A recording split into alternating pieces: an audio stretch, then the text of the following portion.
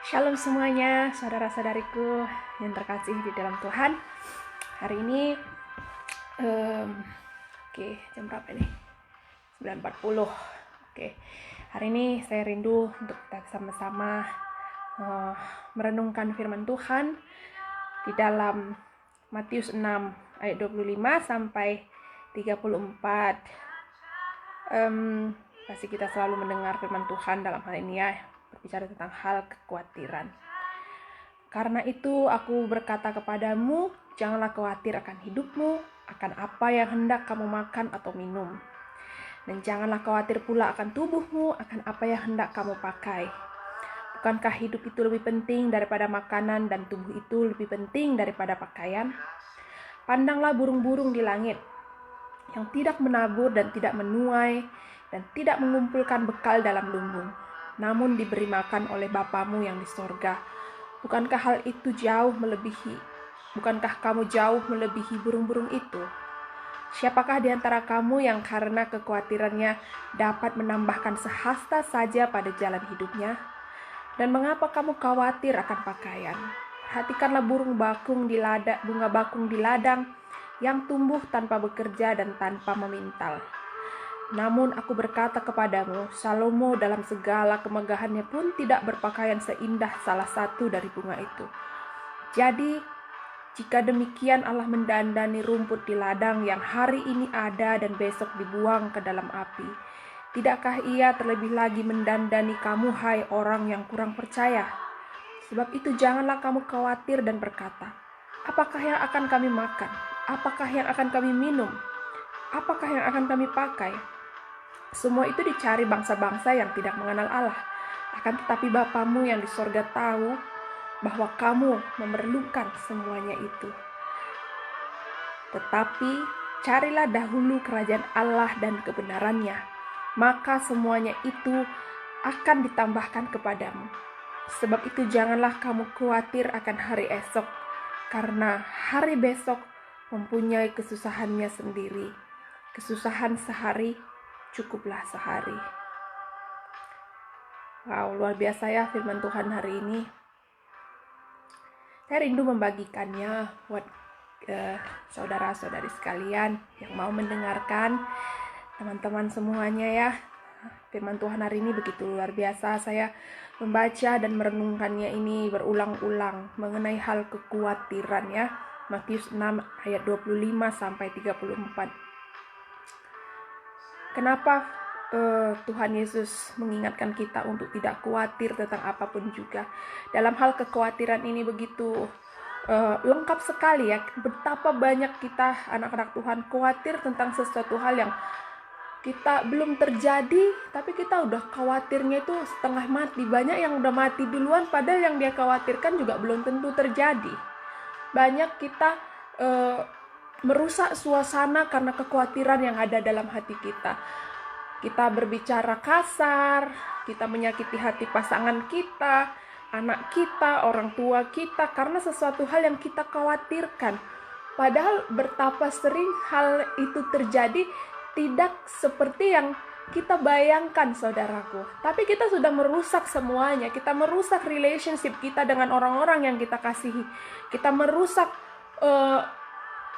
hal yang sudah kita bangun dari awal.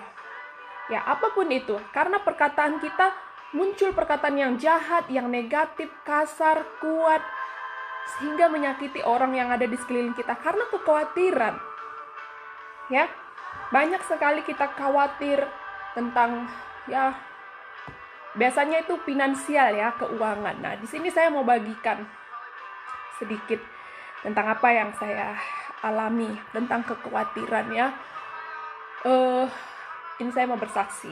Jadi mengenai firman Tuhan hari ini, kenapa saya rindu membagikan? Karena saya melihat banyak sekali orang-orang khawatir hari-hari ini, khawatir tentang virus yang sedang bergejolak ya, berapa banyak orang mati, berapa hari ini orang meninggal di China dan di seluruh dunia ditotalkan karena virus corona, dan kita sudah khawatir. Kekhawatiran itu menutup pintu berkat. Kekhawatiran itu membuat kita sulit sekali berdoa, sulit sekali mengalami janji dan rencana Tuhan ya. Jadi benar firman Tuhan hari ini menekankan sangat jelas, don't worry, jangan khawatir tentang apapun juga, ya. Jangan khawatir. Jadi saya pernah mengalami yang namanya kesulitan finansial. Buat beberapa teman-teman, saudara-saudari saya sudah pernah bersaksi tentang hal ini, tapi saya rindu juga berbagi kepada saudara-saudari sekalian, teman-teman yang mungkin hari ini sedang mengalami situasi yang sama yang pernah saya alami. Jadi bagaimana saya bisa keluar dari situasi itu, saya juga rindu membagi kepada kalian semua supaya sama-sama kita belajar saling membangun. Itu gunanya bersaksi. Kita membangun saudara-saudari kita, mengingatkan dia bahwa kita tidak bertempur sendiri di dunia ini. Karena kenapa kita bertempur sendiri? Karena kita tidak membawa Tuhan campur tangan. Kita pakai otot dan pakai otak kita yang terbatas, yang kecil ini, yang mungkin lebih kecil lah ya, cuma segini lah ini. Jadi mari kita pakai kekuatan yang dari Tuhan, undang Tuhan terus masuk. Jadi kejadian itu terjadi pada tahun 2017 ya.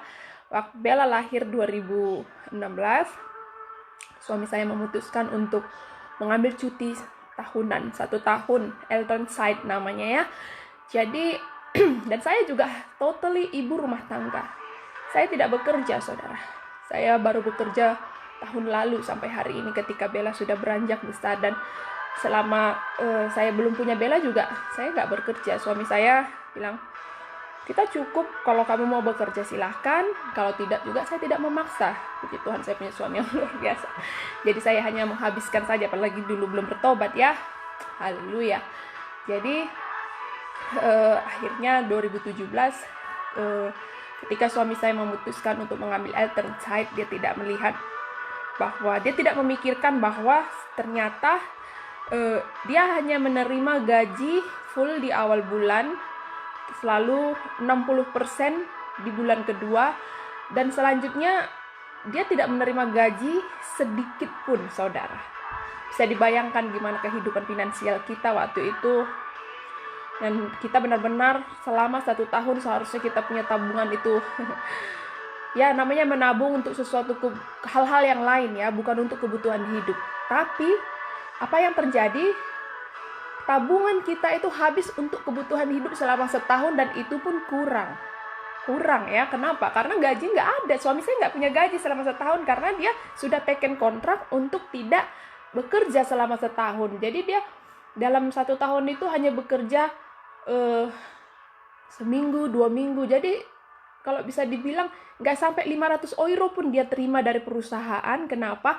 Ya karena dia nggak bekerja gitu. Jadi bisa dibayangkan keuangan semakin hari semakin menipis ya. Kenapa kita harus membayar cicilan rumah, makan dan minum, listrik, air dengan gaji dari tabungan kita ya. Itu pun tabungan dari hasil penjualan rumah kita yang lama ya.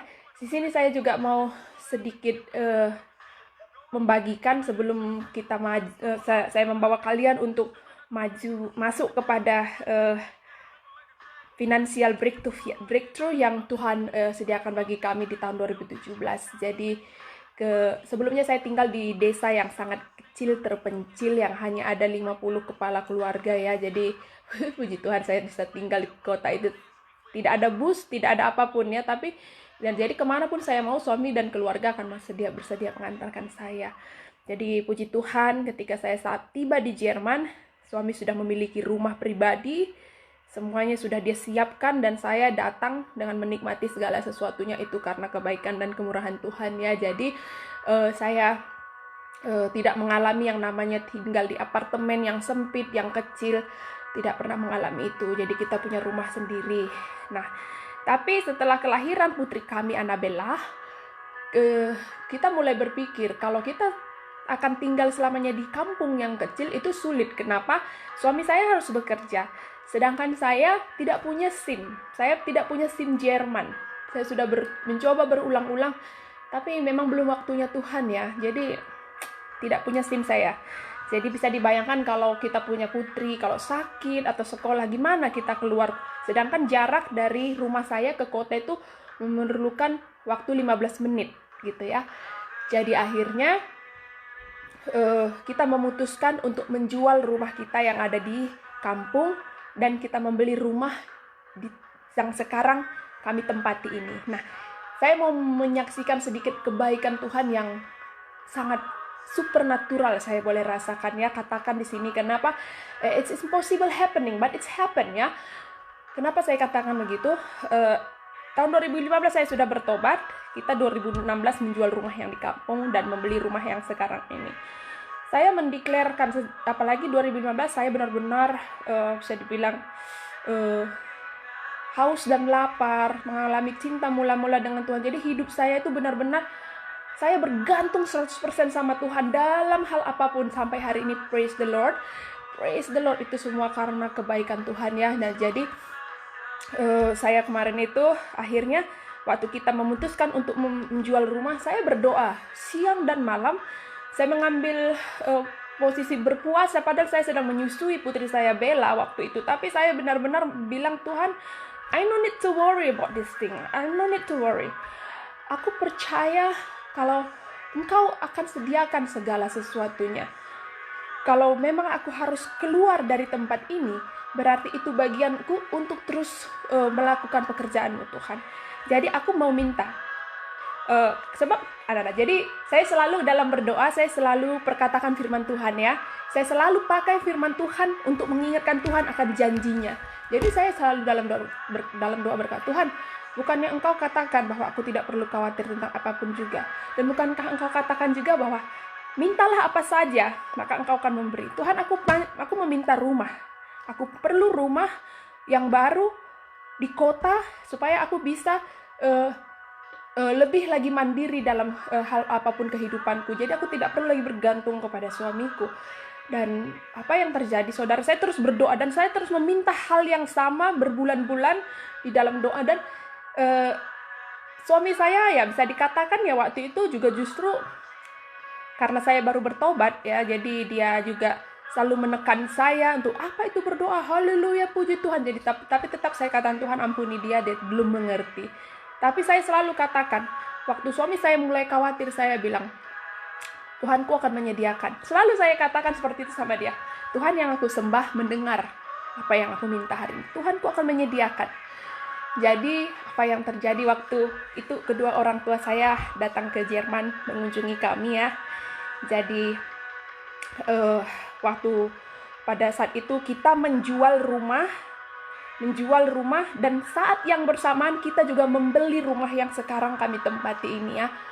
Jadi di situ saya minta pada saat yang sama itu saya benar-benar sebenarnya bilang, wah gimana nih kita bisa menyediakan uang yang saat yang sama, gimana kalau rumah ini belum terjual, gimana kita, wah semua itu saya pikirkan, saya memikirkan itu semua ya, secara manusia saya memikirkan itu semua, timbul kekhawatiran, tapi selalu ada kekuatan yang dari Roh Kudus mengingatkan saya, no need to worry, jangan khawatir, puji aku, sembah aku. Dan saya selalu berusaha untuk memuji dan menyembah Tuhan pada saat itu. Jadi pada saat itu, dan mengenai rumah ini yang sekarang kita tempati ya. Nah, karena harga rumah ini sesuai dengan BJ kita, karena rumah di kota itu, oh haleluya, puji Tuhan, mahal sekali saudaraku.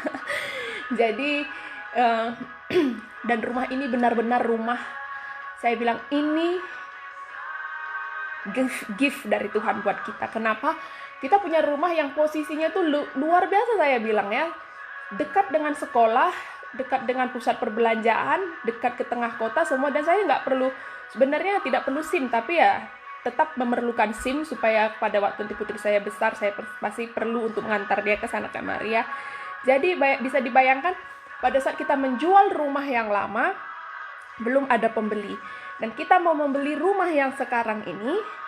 Rumah ini saudara, dari ada 10 peminat ya, karena harga rumah ini bisa dikatakan murah untuk posisi yang layak siap ditinggali dan posisi tepat di tengah kota di mana kami tinggal, dan sangat strategis kemanapun kita pergi, sangat strategis secara daging gitu ya, secara manusiawi nggak mungkin gitu. Kenapa? Karena rule di Jerman ini, siapa yang punya termin yang pertama, dia akan didahulukan. Dan dari 10 orang yang sudah membuat lamaran untuk membeli rumah ini, kami ada di posisi yang ke-10 ya, yang kalau dipikir wah dapat nggak ya, aduh gimana nanti kalau nggak dapat, aduh gimana nanti kalau gini, gimana nanti kalau gini, terus nanti gimana, aduh gimana. Nah kembali ke kekhawatiran, khawatir. Nah kekhawatiran itu mencuri semuanya yang rencana-rencana Tuhan yang sudah sebenarnya Tuhan siapkan tek tek tek tek tek dalam hidup kita. Jadi tapi tetap dalam hati saya, no, Tuhanku akan menyediakan. Jehovah Jireh, Tuhanku akan menyediakan. Pasti rumah itu milik kami. Rumah itu milikku Tuhan. Nah, kalau rumah itu milikku Tuhan, aku jadikan rumah itu rumah segala bangsa. Siapapun yang kau kirim ke rumah ini, Tuhan, I welcome. Berarti itu malaikatmu yang datang ke rumah ini. Aku akan, waduh, banyak saya bernazar sama Tuhan, saudaraku, untuk mendapatkan rumah ini. Jadi, akhirnya apa yang terjadi? Waktu kita datang ke rumah ini, membuat termin sama yang punya rumah dan lain sebagainya. Satu hal yang luar biasa, ada sesuatu yang saya rasakan rumah ini. Ini rumahku. Nggak tahu tak kenapa, aku hanya pakai iman. Ini rumahku. Rumah yang sekarang saya tempati ini maksud saya. Ini rumahku. Nah jadi saya pandang semua dengan kacamata rohani saya. Ini nanti dapurku, nanti di sini. Nah itu kan kalau orang dunia sok kali kau pede kali. Nah itu orang dunia. Itu iblis tuh selalu mencuri sukacita kita tuh dengan cara yang begitu. Tapi disinilah kita belajar anak-anak Tuhan. Anak-anak Tuhan harus pede. Kalau nggak pede, gimana kita bisa memberkati? Ya, gimana kita bisa menjadi saksi? Bagaimana kita bisa mengatakan bahwa firman Tuhan itu berkuasa? Nah, jadi saya bilang ini rumahku, ini nanti, nah di sini. Nah, saya gitu. Jadi, tapi Tuhan bukan kehendakku, kehendakmu lah yang jadi. Sekali lagi, itu saya selalu belajar. Apapun yang saya udah pingin banget ya, selalu saya ujung-ujungnya saya katakan, not my will, but your will. Dan selalu apa yang saya minta Tuhan sediakan. Nah itu, waktu kita menginginkan sesuatu, saudaraku, tapi kita mau meletakkan keinginan kita di bawah kaki Tuhan, supaya bukan keinginan kita, tapi keinginan Tuhan. Biasanya, pada umumnya itu, Tuhan menguji hati kita, sampai sejauh mana kita berani melepaskan sesuatu yang kita mau. Nah, jadi, akhirnya, keputusan itu tetap ada pada si empunya rumah yang mau menjual rumah ini ya. Jadi waktu mereka melihat kami, mereka bilang, kami nggak tahu entah kenapa katanya. Kami suka melihat kalian, katanya gitu kan. Jadi yang punya rumah itu Tuhan menggerakkan hati mereka untuk jatuh hati kepada kami. Sehingga rumah yang kami beli ini dari ke-10 orang, semuanya mereka tolak dengan alasan yang macam-macam, sehingga rumah ini jatuh ke tangan kami. Wow, Lord, it's really amazing gitu loh. Oh Tuhan, thank you so much. Satu step sudah Kau sediakan Tuhan. Kau jawab doaku. Tapi gimana nanti pembayarannya? Rumah kami yang lama belum terjual Tuhan.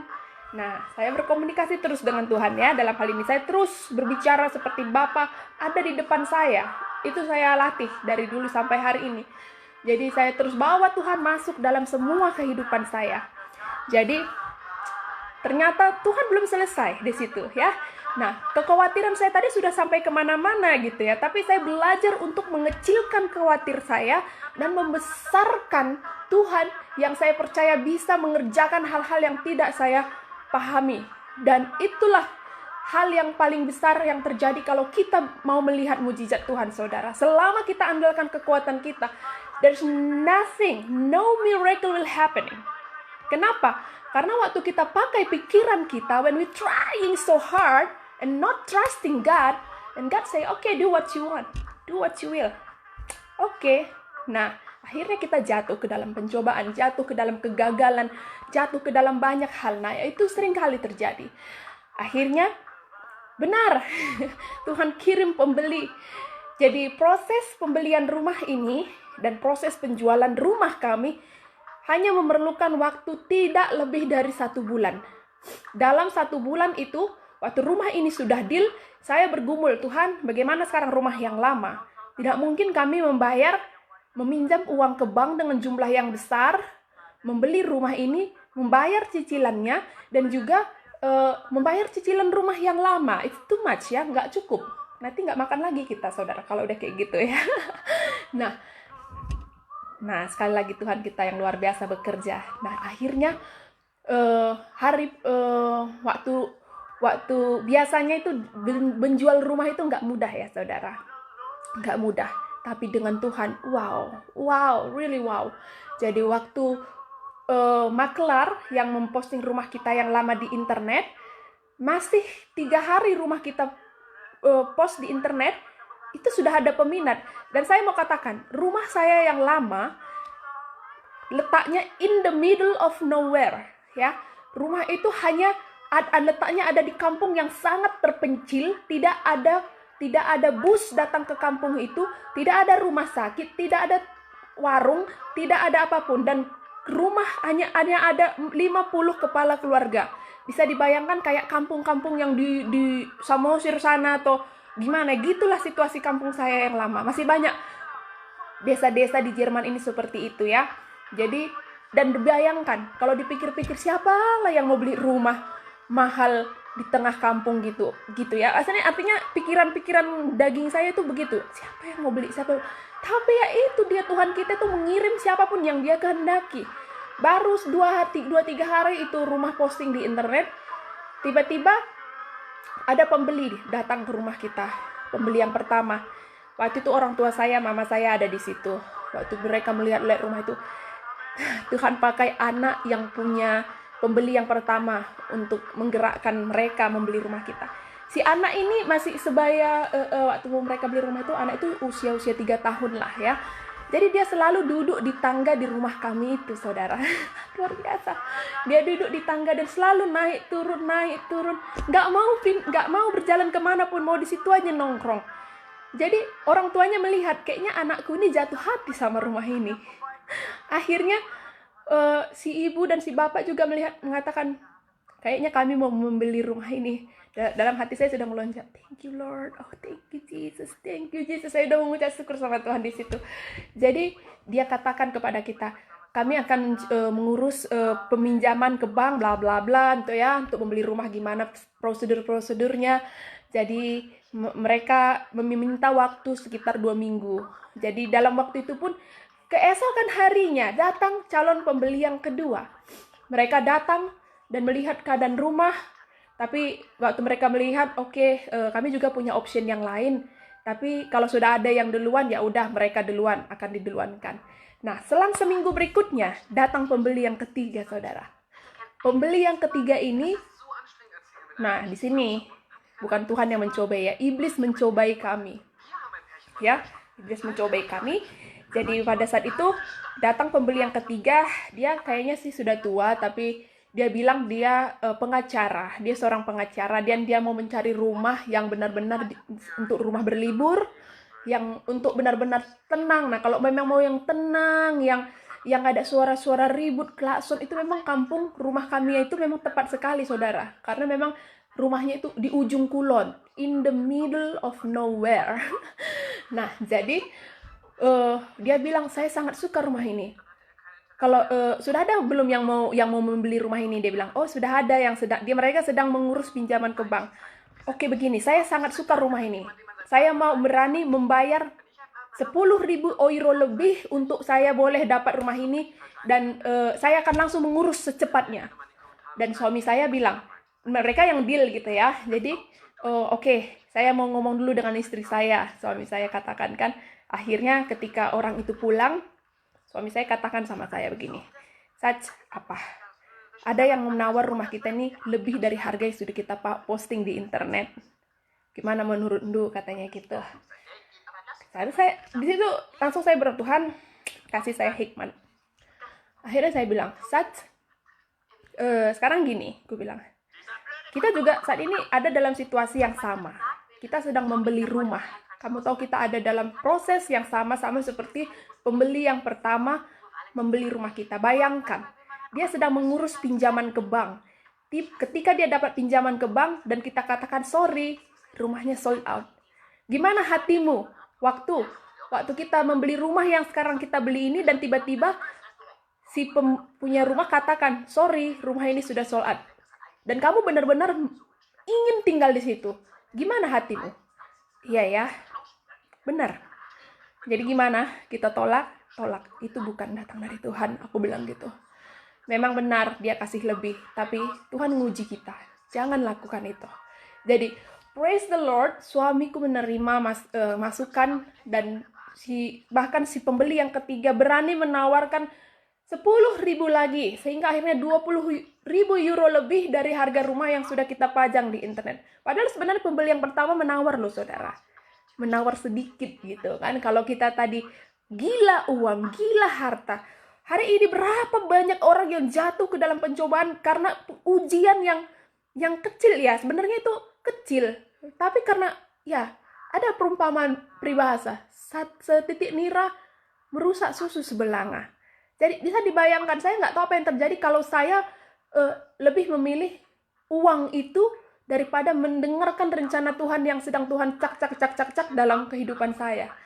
Jadi si pembeli yang ketiga datang keesok hari, benar-benar sepertinya dia menginginkan rumah kami itu. Dia orang kaya ya, kalau nggak dia nggak mungkin berani menawar lebih mahal dari harga yang sudah kita posting di internet. Orang biasanya kalau bisa tawar banting harga, ini menawar lebih mahal daripada yang sudah kita posting harganya ya.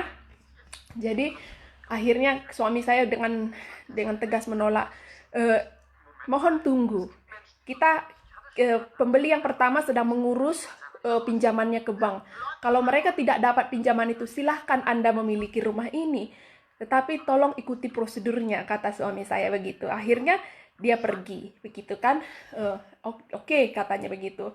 Jadi akhirnya ternyata puji Tuhan pembeli yang pertama lah yang akhirnya mendapat pinjaman. Akhirnya kita merelakan, saya melepaskan rumah itu dengan damai sejahtera untuk dia tinggali. Dan pada saat yang bersamaan, nggak sampai 2 minggu saudara ya, nggak sampai 2 minggu, bisa dibayangkan, menjual rumah dan membeli rumah, semuanya Tuhan sediakan. Semuanya Tuhan sediakan waktu pada saat yang bersamaan. Jadi bisa bayangkan kita tinggal di kota dengan harga rumah yang sangat ya murah ya, karena kita menjual rumah, kita bisa membayar harga rumah ini setengah dan kita tidak perlu meminjam banyak uang lagi ke bank. Dan itu saya bilang hari gini itu sulit sekali gitu ya, karena harga-harga rumah di kota itu hampir 500.000 euro, itu half billion ya, nggak tahu kalau di Indonesia dirupiahkan itu sampai harga rumah itu bisa sampai 10-20 miliar saudara ya di kota. Nah jadi kita bisa dapat setengahnya itu dengan cara dan campur tangan Tuhan. Itu bukan kekuatan kami. Kalau itu bukan karena campur tangan Tuhan, that's impossible. Jadi akhirnya kembali ke proses finansial tadi ya, yang Tuhan izinkan terjadi dalam kehidupan kami. Jadi bisa dibayangkan, kita beli rumah yang sekarang, kita renovasi, beli semua mobil dan lain sebagainya, dan masih ada tersisa di rekening untuk kita keperluan yang lain. Dan ternyata waktu seperti dari awal tadi saya ceritakan, waktu suami saya memutuskan mengambil alternate side, nah kita kan nggak punya pemasukan lagi. Kenapa? Karena suami break dari pekerjaannya, dan pada awalnya dia berpikir bahwa dia mendapatkan 60% dari gaji. Tapi ternyata waktu dia memulai program itu, ternyata peraturan daerah sudah berubah, sehingga dia nggak dapat lagi gaji dari perusahaan. Sini anak-anak bayi 0 sampai 18 tahun akan dapat tunjangan sampai mereka usia 18 tahun. Nah, jadi bisa dibayangkan tabungan kita menipis. Wah, haleluya. Nah, jadi itu saat di tahun 2017 kami benar-benar mengalami yang namanya kesulitan finansial, dan saya tidak ada memberatkan satu orang pun, siapapun. Saya hanya terus berlutut menangis di kaki Tuhan dan percaya Tuhan akan sediakan dengan caranya. Dan saya tetap belajar memberikan yang terbaik, memberikan perpuluhan saya setiap bulan ya, karena saya tahu itu milik Tuhan yang harus saya kembalikan. Dan saya bisa melihat tangan Tuhan setiap hari, tap dalam hidup saya. Itu amazing gitu loh.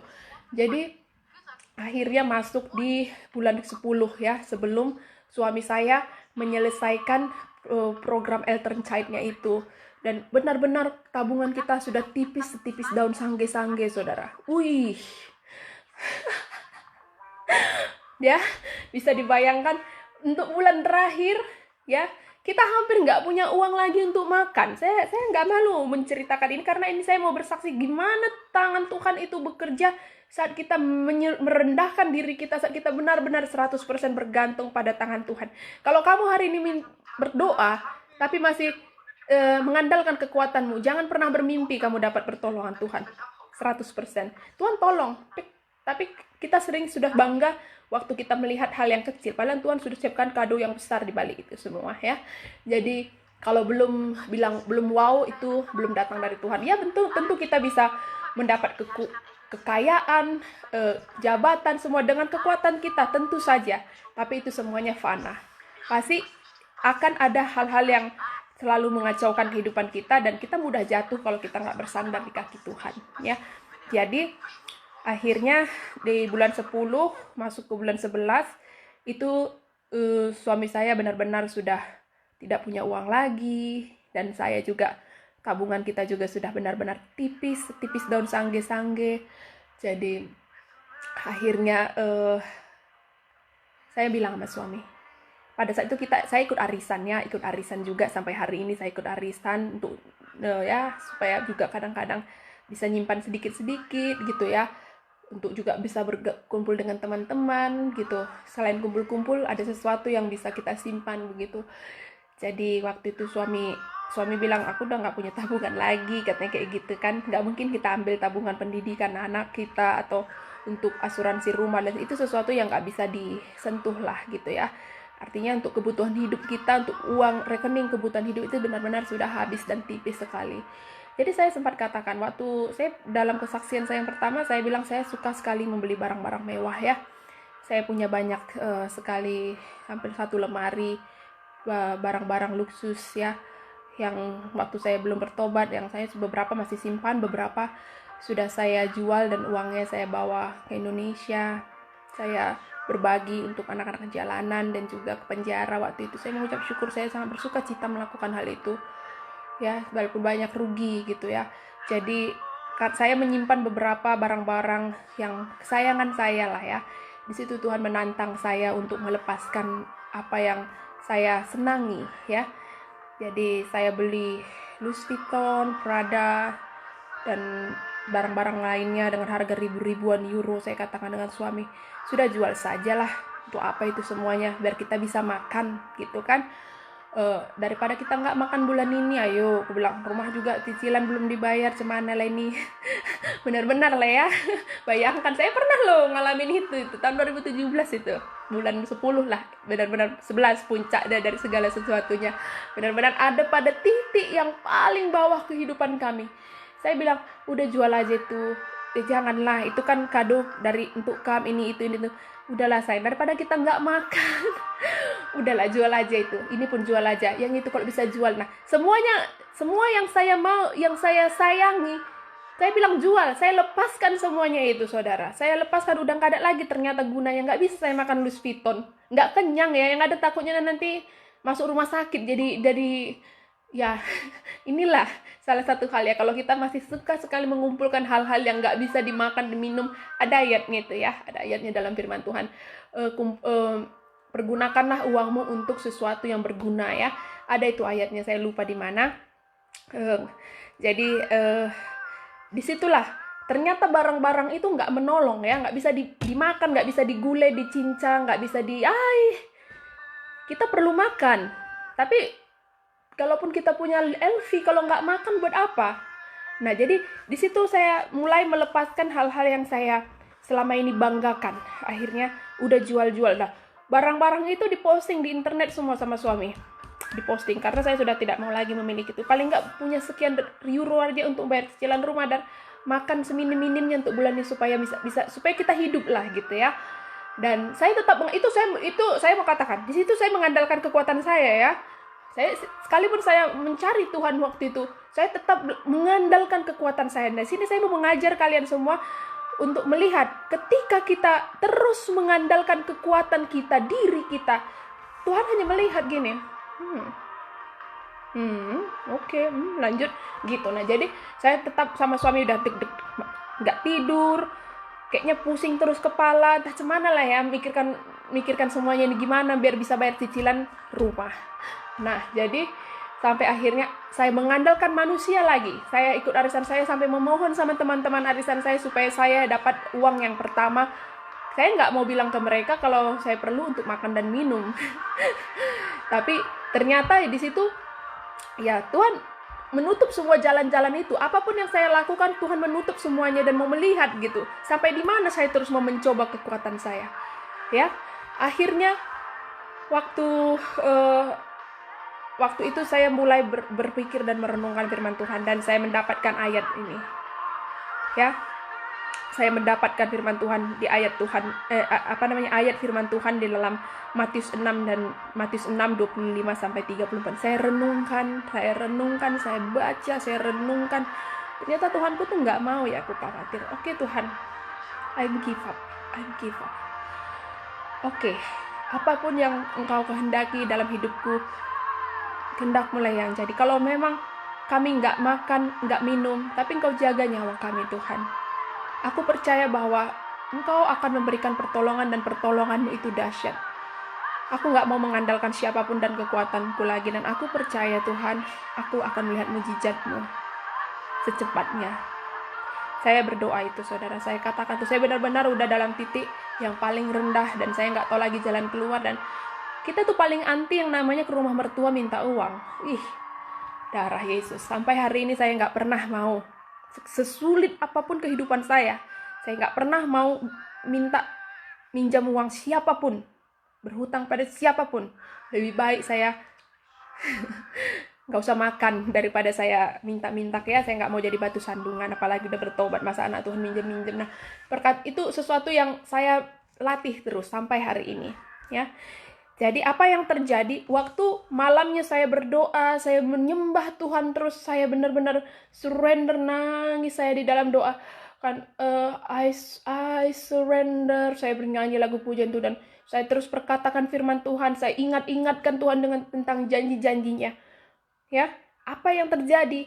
Malamnya loh, saya malam yang sama, malam tiba-tiba suami saya dapat telepon. Tiba-tiba suami saya dapat telepon dari orang yang mau membeli ban mobilnya untuk ban mobil Sommerreifen, ban mobil musim panas yang udah dia posting di internet itu hampir sebenarnya udah lama banget saudara. Jadi bisa dibayangkan ya, begini dia. Saya menjual semua barang, saya melepaskan hati saya untuk menjual barang-barang dan apapun yang saya inginkan di internet. Ya. Padahal saya dan suami saya lupa sekali bahwa sebenarnya sudah bertahun-tahun yang lalu banyak sekali barang-barang yang kami tidak pakai yang memenuhi isi gudang bawah tanah kami yang udah kami jual ke internet, tapi bertahun-tahun gak ada yang membeli. Ya, gak ada yang membeli. Nah, kita gak mengingat lagi hal itu. Disinilah firman Tuhan berkata, begitu seperti tingginya langit dan bumi, begitulah tingginya rancanganku dan rancanganmu. Kita nggak pernah bisa menyelami rencana Tuhan. Kita nggak pernah bisa menyelami apa yang sedang Tuhan siapkan dalam kehidupan kita. Jadi disitulah saya akhirnya melihat gitu ya. Malam itu tiba-tiba malam jam 9 malam ada yang menelepon mau membeli ban musim panas suami. Dia jual itu seharga 350 euro, saya nggak tahu berapa. Nggak ditawar lagi sama pembeli itu. Langsung deal. Mereka datang keesokan paginya menjemput. Belum besok paginya jam 6 pagi, suami saya mendapat telepon. Ada orang yang membeli sepeda elektronik kita yang juga sudah lama di garasi yang tidak kita pakai-pakai. Terjual. Keesokan harinya, beberapa menit berikutnya, telepon berdering lagi. Tiba-tiba apa yang terjadi? Semua mobil-mobil kita, pintu, dan juga kursi-kursi yang ada di ruang bawah tanah kita semuanya sudah kita simpan hampir setahun lebih. Satu persatu terjual, saudara. Satu persatu terjual. Kalau bukan Tuhan yang kirim itu, siapa lagi, saudara? Saya mencoba menjual barang-barang kesukaan saya, dan satu pun itu ternyata tidak perlu saya jual karena Tuhan tahu saya sudah berani melepaskan apa yang saya, kebanggaan saya, pride-nya saya. Tapi Tuhan mengasihi. Nggak perlu saya menjual itu. Tuhan mengosongkan gudang kami yang penuh dengan ampas-ampas, sampah-sampah semua kosong dan terjual. Dan terkumpul lebih dari apa yang kami butuhkan bulan itu. Wow. Kalau saya mengingat kejadian itu, saudara, luar biasa Tuhan yang saya sembah, yang kita sembah. Hanya perlu surrender. Berserah 100%, jangan setengah-setengah.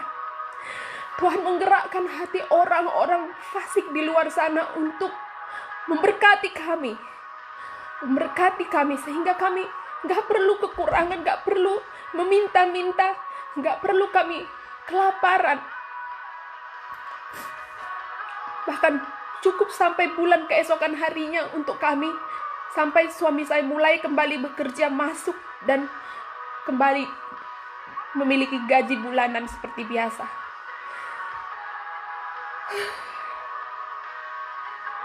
Luar biasa Tuhan yang saya sembah, yang kita sembah, saudara. Dia menyediakan semuanya tepat pada waktunya. Tepat pada waktunya, sebelum bahkan bank menelepon kami untuk kami membayar cicilan rumah atau apapun itu. Dan semuanya terjadi dalam 1 hari. Suami saya heran. Dia hanya bilang, wow. Dia mengatakan wow waktu penjualan rumah yang pertama dan yang kedua. Tuhan, banyak mujizat yang terjadi yang dia lihat, yang itu bukan tangan manusia lagi. Itu tangan Tuhan. Apa ada yang kebetulan jika seumpamanya dalam 1 hari semua orang-orang dari berbagai penjuru membeli barang-barang yang kamu posting itu udah lama, gak ada yang nerge loh. Sampai udah kita pikir udahlah buang aja lah ke tong sampah. Tapi disitulah tangan Tuhan kita yang luar biasa bekerja. Kami gak perlu mengosongkan gudang bawah tanah keller kami untuk membuat itu kembali, ya bisa ditempatilah dengan barang-barang yang lain. Tapi tangan Tuhan mengirim orang-orang yang ternyata memerlukan barang itu dengan cara dan waktunya sama. Dan pertanyaannya, kenapa harus hari itu di saat kami perlu? Itulah tangan Tuhan. Kita tidak bisa menyelami jalan-jalan Tuhan dalam hidup kita. Jadi saya mau mengajak saudara untuk stop complaining. Berhenti mengeluh. Berhenti pakai kekuatanmu. Berhenti untuk khawatir sesuatu yang lebih. Kalaupun Tuhan izinkan itu terjadi, Tuhan itu akan tetap mendampingi kita. Jangan lagi setengah-setengah ikut Tuhan. Jangan lagi setengah-setengah untuk percaya pada janji Tuhan. Jangan lagi pernah setengah-setengah. Kalau kamu tetap setengah-setengah, kamu akan terus berjalan di tempat. Di tempat. Kamu gak jalan ke depan. Kalau kamu gak jalan di tempat, kamu semakin mundur, semakin jauh, semakin lari dari rencana Tuhan. Itu yang terjadi. Jadi firman Tuhan hari ini katakan di ayat 33, saya garis bawahi di sini. Tetapi carilah dahulu kerajaan Allah dan kebenarannya, maka semuanya itu akan ditambahkan kepadamu. Siapa di antara kalian di sini semua yang suka mencari wajah Tuhan pagi hari?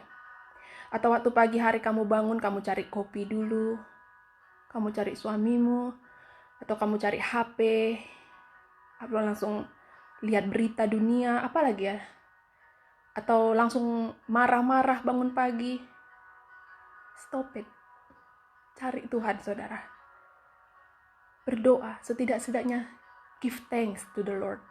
Say thank you Lord, I'm wake up today, I'm healthy, I'm blessing. Aku diberkati. Terima kasih Tuhan untuk suamiku, untuk ibuku, anakku, tetanggaku, untuk orang-orang yang jahat sama aku Tuhan, yang utang hari ini belum bayar-bayar. Oh Tuhan, Kau berkati dia Tuhan. Kau ampuni mereka Tuhan yang semalam mengatakan aku gini. Oh mereka gak tahu Tuhan apa yang mereka katakan. Kau ampuni mereka Tuhan.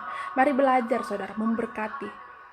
Kalau kita mengutuk, kutuk itu balik sama kita. Gak tahu kapan balik, pasti balik. Ya, pasti balik sama kita. Tapi kalau kita memberkati, berkat itu pun akan kembali kepada kita. akan kembali kepada kita. Nah, jadi jangan lagi pernah khawatir. Boleh khawatir, tapi jangan lebih besar khawatirmu daripada Tuhan yang sedang bekerja dalam hidupmu. Ya. Jadi di ayat yang terakhir sini, sebab itu janganlah kamu khawatir akan hari besok, karena hari besok mempunyai kesusahannya sendiri. Kesusahan sehari cukuplah sehari. Jadi berapa banyak kita yang selalu menumpuk-numpuk kekhawatiran kita, ya. Setiap hari nambah kilonya. Kalau kita bisa bilang kekhawatiranmu itu dibikin aja 1 gram beratnya, kamu tumpuk khawatirmu, sanggup kamu bawa beban lebih berat dari tubuhmu. Saya rasa jalan 3 meter aja udah patah-patah. Itulah kekhawatiran yang menumpuk dalam pikiran kita. Buang semua. Kekhawatiran itu nggak membangun. Ya, kekhawatiran tidak membangun, tidak menolong. Yang ada mencuri semua, mencuri sukacita, mencuri damai sejahtera, mencuri joy, mencuri kesenangan, mencuri kebahagiaan kita. Jangan lagi pernah khawatir. Jangan tertuduh lagi pikiranmu. Jangan lagi mengasihi diri sendiri. Itu datang dari si iblis, bukan datang dari Tuhan. Sebab firman Tuhan bilang, ya, dalam Filipi 4 ayat 8, apa yang baik, apa yang suci, apa yang mulia, apa yang sedap didengar, apa yang patut dipuji dan disebut kebajikan, pikirkanlah semua. Ada telepon. Jadi Tuhan mau kita memikirkan itu. Karena yang baik semua datang dari tempat yang tinggi, dari Tuhan. Lebih dari itu, dari si jahat. Jadi kalau dalam pikiranmu ada, gak mungkin lah itu, mana bisa kau, bodoh kali itu, gak bisa itu, mustahil itu, rebuke dalam nama Yesus. Itu dari iblis. Ya, berkati dirimu, berkati pekerjaanmu, berkati pernikahanmu, berkati semuanya yang sedang kamu lakukan hari ini. Ya, waktunya waktu Tuhan sediakan, gak ada yang gagal. Semua tepat pada waktunya. Jika kalian diberkati dengan kesaksian saya hari ini, itu yang saya alami. Saya membagikan apa yang saya alami tentang bagaimana itu no worries, tidak khawatir lagi tentang apapun juga. Tuhan kita akan sediakan, ya. Itu saja yang bisa saya bagikan hari ini. Kiranya memberkati kita semua. God bless you all and Jesus love you. Tetap semangat. Bye.